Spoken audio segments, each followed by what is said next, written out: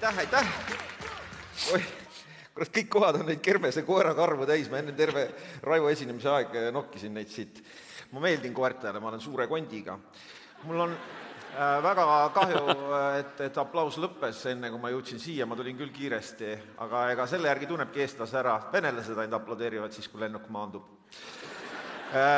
Hea meel siin olla, Mart, tere! Jah.